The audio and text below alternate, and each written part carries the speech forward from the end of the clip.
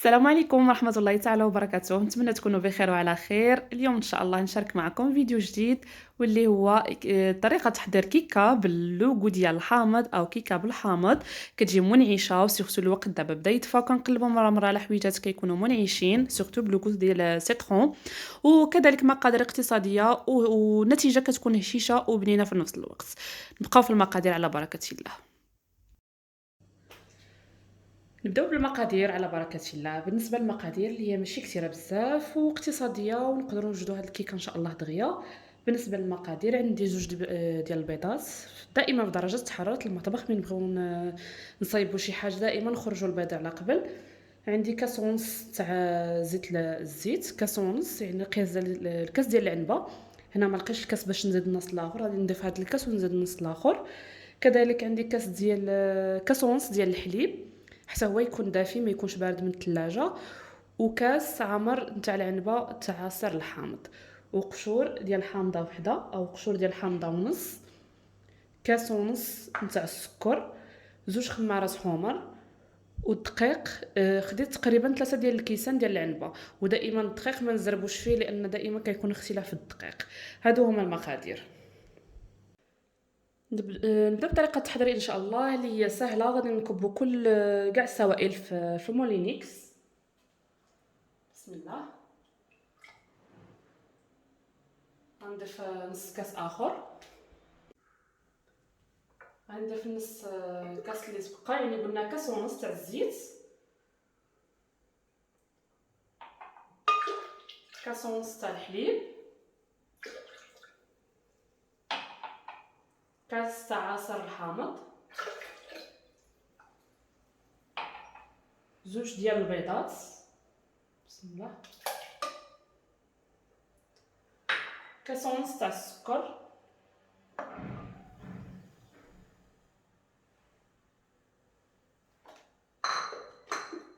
وغادي نسدو عليها وغادي نطربوها واحد 5 ديال الدقائق ونوقف ان شاء الله باش ما ندير لكمش ديرونجمون.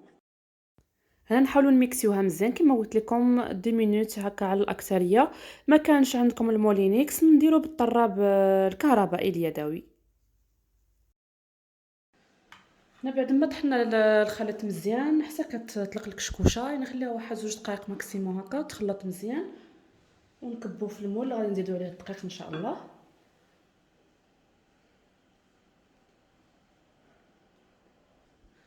غادي نضيف 2 خمارات الدقيق راه مغربل ديجا.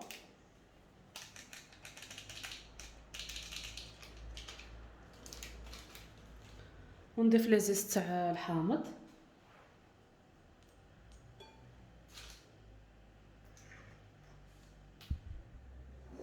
بسم الله.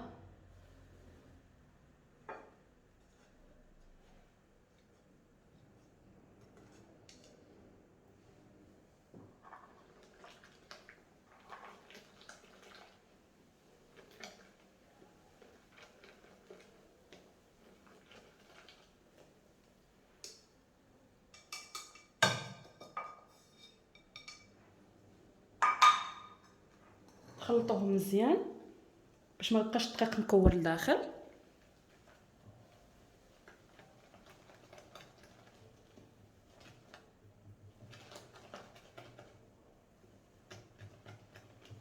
دائما ملي كنضيفوا الخميره ديال الحلويات ما نخلطوش بالجهد باش ما تفش لينا ديك الخميره البقعات ديالها.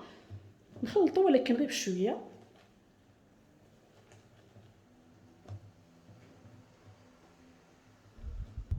في المول هنايا دابا الفران اللي شعلته ديجا قبل بواحد 5 دقائق، يعني من اون فوا ترميو تبداو تخلطوه بالدقيق شعلوا الفران خليوه يحمى. كان الفران ديال الكهربائي يعني خصو يكون على درجه 180 درجه، يكون سخون قبل ما طرحوا الكيكه. هنايا ديجا المول خصو ديجا يكون مدهون بالزبده ومرشوش بالدقيق، وخليته في الثلاجه واحد 5 دقائق. غادي نخوي فيه دابا. هذا كنخليه في الثلاجه باش النتيجات باش في التالي ان شاء الله ملي نبغي نقلبها نيفيتي ديك اللصقه باش ما يتلصقش. ديجا الا كان عندكم المول شويه مقبش ولا دهنوه بالزبده مزيان، رشوه بالدقيق وخليوه في الثلاجه يبرد مزيان. بسم الله.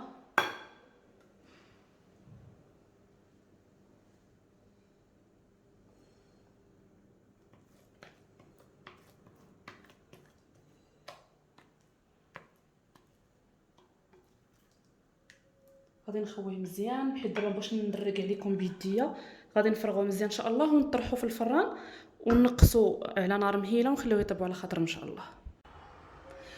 وبهذا الشكل كتجي الكيكه ديال الحامض، كتجي زوينه بزاف، كتجيب لوغو ديال الحامض وكتجي منعشه، يعني كما كنقولوا الجو بدا يحمى وكنقلبوا الحوايج اللي كيكونوا منعشين مره نبغي نغيروا في الاذواق. كتجي شويه عاليه، الا كان المول شويه صغير على اللي قدمت فيه انا غادي تجي شويه طالعه اكثر من هكا، حتى هكا كتجي زوينه بزاف. وبالنسبه للوقت ديال الطهي خدات لي واحد الساعه قل ربع. انا درتها في الفران، درت طويجينه حطيتها وحطيت فوقها الكيكه بعدتها شويه على النار باش طيب على خاطرها. تقدروا ديروها في الفران ديريكتومون، شنو هو نقصوا لها النار باش طيب على خاطرها. وسيرتو الا كان المول خفيف، الا كان المول خفيف سي ميو تعليوها بشي طويجينه من التحت. الا كان المول ثقيل غير حطوها في الفران ديريكتومون. خلاف الفران ديال الكهرباء تبقى حاجه اخرى، تبقى يعني الطياب نورمال. نقطع معكم واحد المورسو، بسم الله.